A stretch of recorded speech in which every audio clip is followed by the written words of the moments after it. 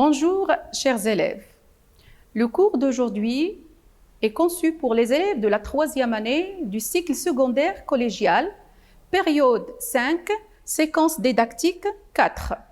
L'objectif de la séquence, c'est de rédiger une lettre pour inviter un intervenant. Autrement, à la fin de la séquence, vous allez devoir rédiger une lettre pour inviter un intervenant, compétence qu'on va travailler durant toute la séquence, à commencer par la séance d'aujourd'hui, une activité de lecture. L'objectif, c'est identifier les caractéristiques d'une lettre d'invitation. Alors, on va essayer de travailler pour dégager, comprendre, maîtriser les caractéristiques d'une lettre d'invitation, bien sûr dans le cadre formel. Commençons d'abord par un rappel de la structure de la lettre conventionnelle. La structure de la lettre conventionnelle répond à des caractéristiques spécifiques. Il comprend des parties comme lieu et date d'écriture, coordonnées de l'expéditeur, coordonnées du destinataire, objet de la lettre, pourquoi on envoie cette lettre, formule d'appel, corps de la lettre, comme vous voyez, qu'on trouve au centre de la lettre. On termine pour clôturer la lettre, on termine bien sûr par une formule de congé sous forme d'une expression de politesse avant de finir par la signature bien sûr de l'expéditeur. Alors commençons par observer le document objet d'étude de cette séance. Observez bien le document ou la structure de ce document et dire s'il s'agit d'un mail, d'un SMS ou d'une lettre. Mail, SMS ou lettre. Bien sûr, c'est une lettre d'après la forme. Alors, observez encore le document et dégagez les éléments suivants. L'expéditeur, le destinataire, l'objet de la lettre, formule d'appel et lieu et date d'écriture.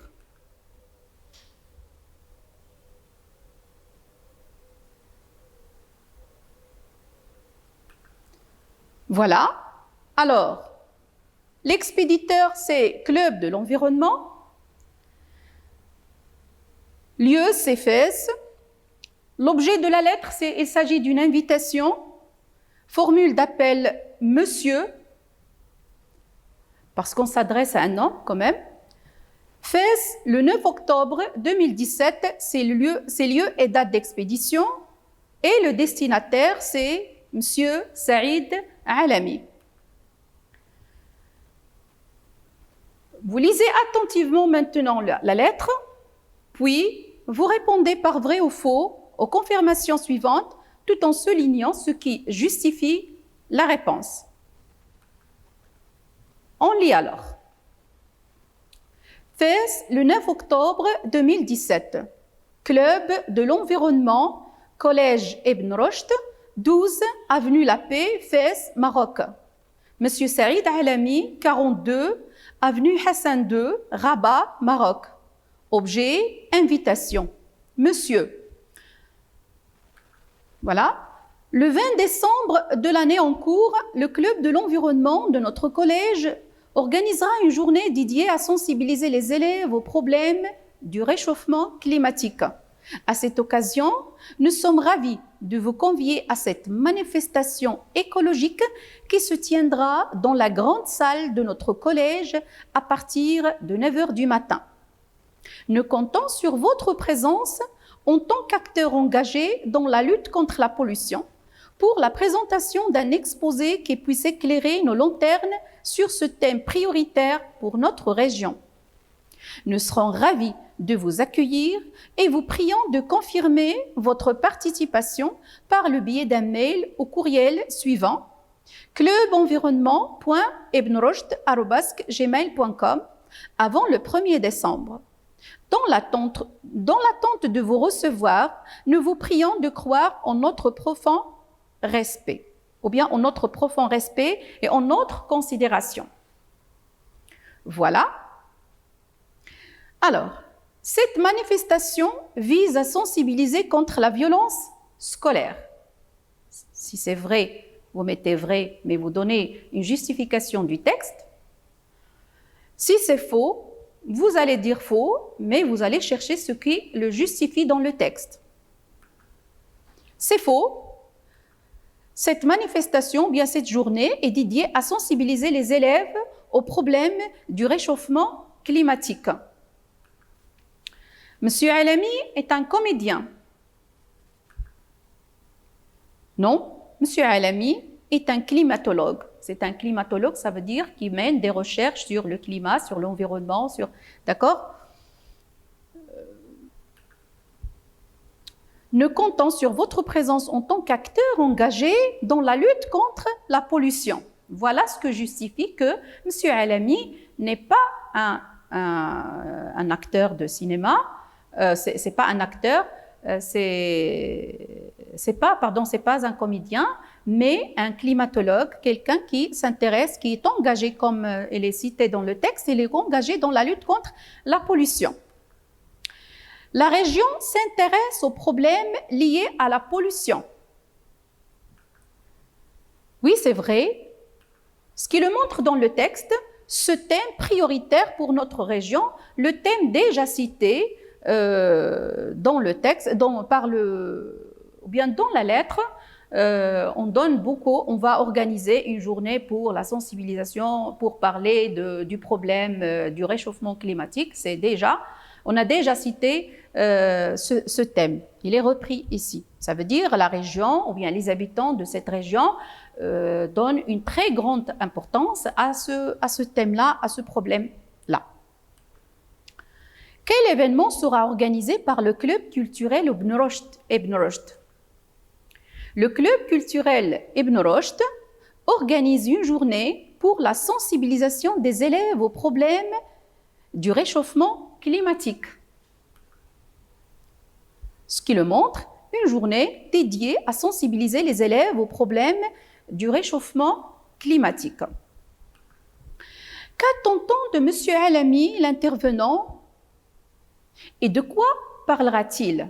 Alors, on lui a adressé cette invitation pour qu'il participe à cette manifestation, mais de quoi parlera-t-il durant sa participation, de quoi il va parler, tout simplement. Alors, on attend de lui qu'il présente un exposé sur le réchauffement climatique. Voilà la présentation d'un exposé qui puisse éclairer nos lanternes sur ce thème. De quels moyens, ou bien par quels moyens, doit-il confirmer sa participation? D'accord? Via quels moyens? Par quelle voie? M. Alami doit confirmer sa participation par un mail. Alors, regardez, on lui a demandé, on l'a prié de confirmer sa participation par le biais d'un mail. Confirmez votre participation par le biais d'un mail. Quelle expression a-t-on employé pour inviter M. Alami?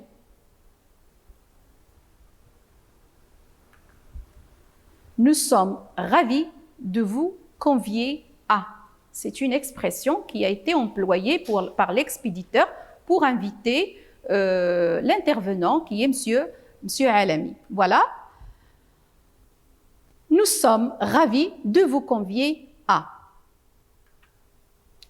L'expression, bien sûr, les expressions pour inviter, il n'y a pas seulement cette expression, il y en a d'autres encore qu'on pourrait bien sûr utiliser dans une lettre d'invitation, dans le cadre formel toujours.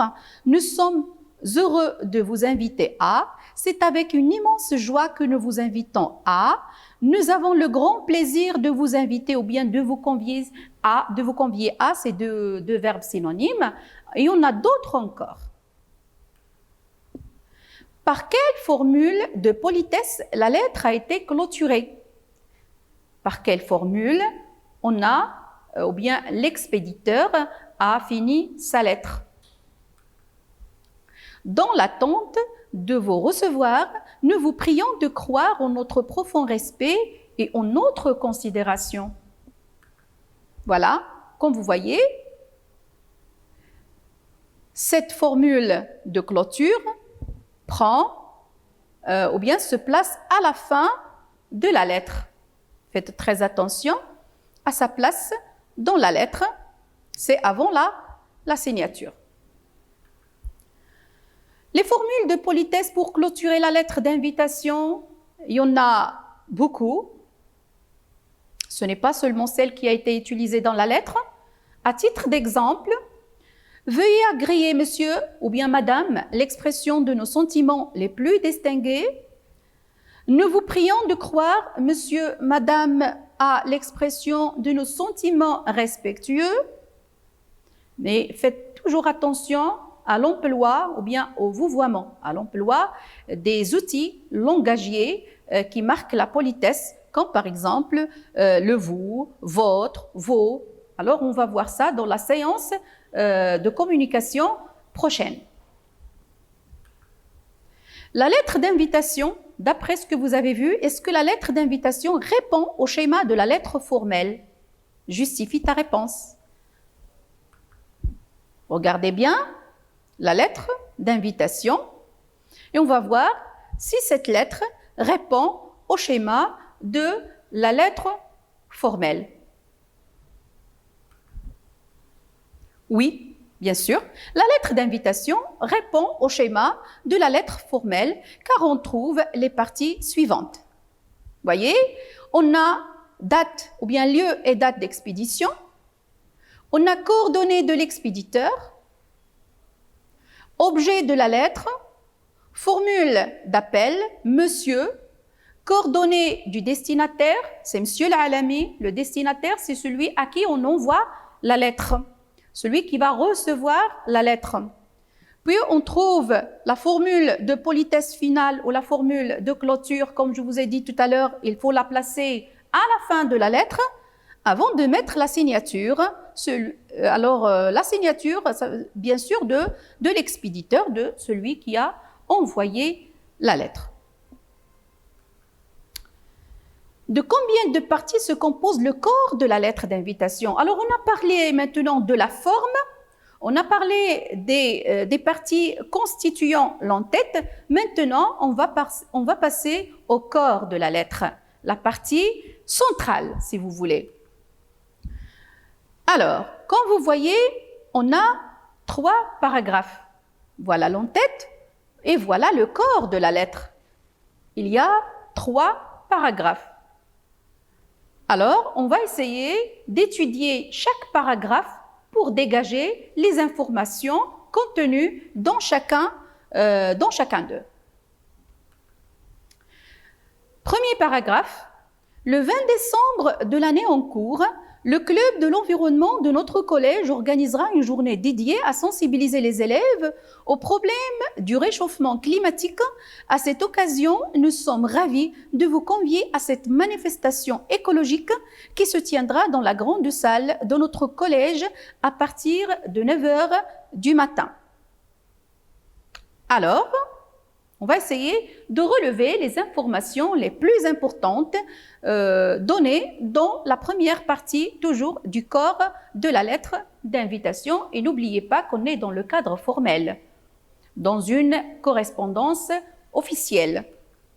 Voilà, on parle de l'événement.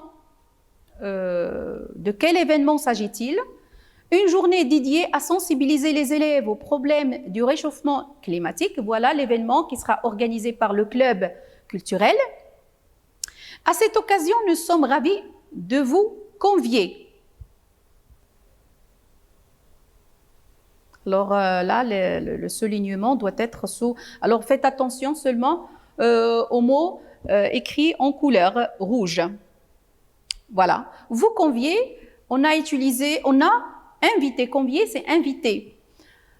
Alors, inviter, alors annoncer l'événement, inviter l'intervenant par le verbe convier, l'expression, on va voir tout de suite, l'expression qu'on a utilisée pour l'inviter. Puis après, on détermine le lieu, c'est dans la grande salle du collège, et le temps à partir de 9 heures. Passons maintenant à la deuxième partie du corps de la lettre. Nous comptons sur votre présence en tant qu'acteur engagé dans la lutte contre la pollution pour la présentation d'un exposé qui puisse éclairer nos lanternes sur ce thème prioritaire pour notre région. Voilà, on lui demande, ou bien on lui explique pourquoi on lui a envoyé cette invitation, qu'est-ce qu'il va présenter, qu'est-ce qu'il va présenter durant cette manifestation. Alors, il va présenter un exposé, bien sûr, sur le réchauffement climatique, ainsi de suite. Troisième partie, c'est « Nous serons ravis de vous accueillir et vous prions de confirmer votre participation par le biais d'un mail au courriel suivant clubenvironnement@ibnrushd@gmail.com avant le 1er décembre. » Regardez, alors là, on lui demande, on le prie de confirmer sa participation. Prière de confirmer la participation, on lui demande de confirmer sa participation par le biais d'un mail. Alors, essayons maintenant de récapituler. Le corps de la lettre se compose de 3 parties. Dans la première partie, on annonce l'événement qui organise cet événement, quel est l'objet de l'invitation, ainsi de suite. Alors, pour la deuxième partie du corps de la lettre, on a invité, on invite l'intervenant. On invite l'intervenant, on indique la date et le lieu exact de l'événement, et on lui annonce ce qu'on attend de lui. On annonce à l'intervenant ce qu'on attend de lui. Et finalement, dans la troisième partie du corps de la lettre, on lui demande de confirmer sa participation. Voilà les 3 parties constituant le corps de la lettre d'invitation dans le cadre de la correspondance ou bien dans le cadre formel. Alors, récapitulons les parties constituant le corps d'une lettre d'invitation. Alors, on a vu que la structure de la lettre répond à un schéma spécifique. On a étudié l'entête, les parties constituant de l'entête de cette lettre. Maintenant, on passe au corps. Le corps de la lettre se compose, comme on a vu tout à l'heure, de 3 parties. D'abord, on annonce l'événement. Deuxièmement, on indique le lieu ou bien ce qu'on attend. On explique à l'intervenant ce qu'on attend de lui. Et puis, on indique le lieu exact et la date de l'événement. Quand passera l'événement? Alors, quand aura lieu, l'événement? À quelle heure? Et à quelle heure exacte? D'accord? Et où exactement le lieu? Voilà. Et à la fin, la troisième partie du corps de la lettre, c'est on lui demande de confirmer sa participation et avec politesse, bien sûr. Pour les outils langagiers maintenant, expression pour inviter. Alors, nous sommes ravis de vous convier. Nous sommes heureux de vous inviter. C'est avec une immense joie que nous vous invitons.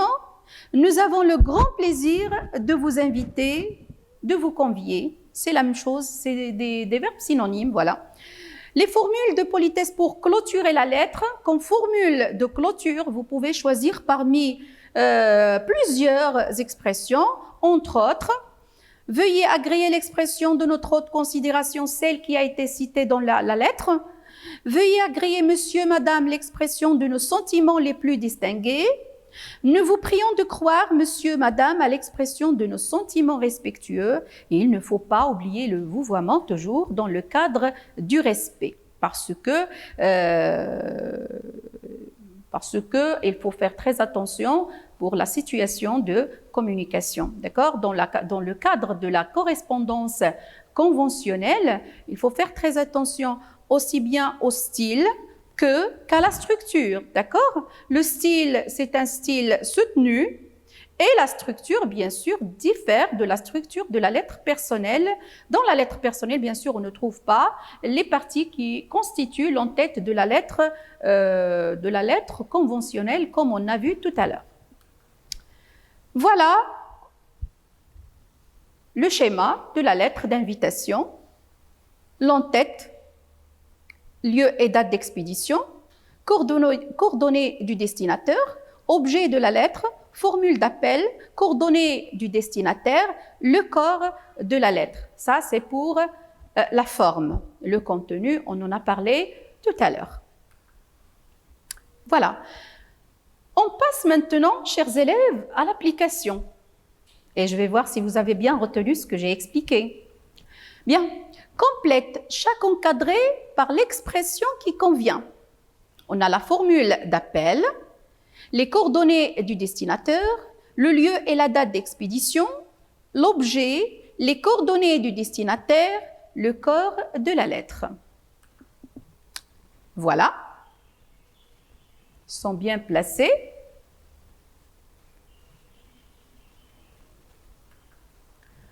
Remets dans l'ordre les éléments ci-dessous selon la place qu'ils occupent ou bien qu'ils occupent dans le corps de la lettre d'invitation suivante. On va lire une lettre d'invitation, juste le corps de la lettre d'invitation, et on va essayer de classer ces éléments. D'accord? Demander la confirmation de participation à la journée, indiquer le lieu et l'heure de l'événement, inviter l'intervenant, dire ce que l'on attend de l'intervenant et annoncer l'événement. Voilà, on passe au corps de la lettre.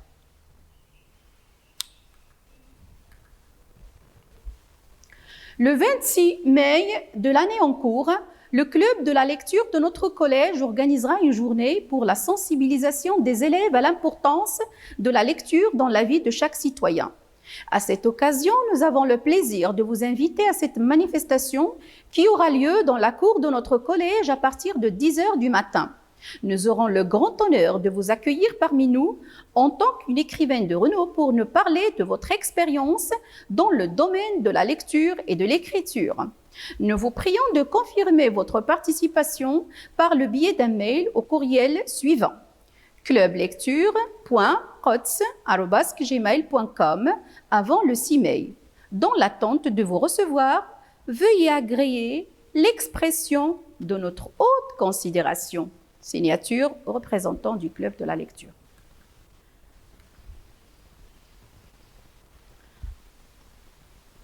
Alors voilà, dans la première partie, on organise une journée, voilà l'événement annoncé ou bien programmé.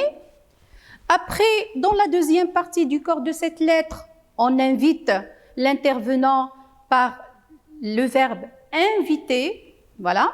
On va voir en détail toutes les expressions qu'on pourrait utiliser pour inviter quelqu'un, ainsi que pour accepter ou pour décliner une invitation. Ça, on va le voir en détail dans la séance de communication, de langue communication prochaine. Alors, le lieu, c'est dans la cour. À quelle heure? À partir de 10 h du matin. Pour quelle raison? Pour nous parler de votre expérience. Voilà l'annonce de l'événement dans la première partie. Dans la deuxième partie, on invite l'intervenant, on indique le lieu et le temps exact de l'événement, là où aura lieu l'événement et quand il aura lieu. Pour nous parler de votre expérience, pourquoi on vous invite, on lui explique pourquoi on vous invite, pour quelles raisons, comment il va participer, ainsi de suite. Nous vous prions de confirmer votre participation. C'est la troisième partie. On lui demande de confirmer sa participation et on classe les éléments. Voilà, on annonce l'événement dans la première partie.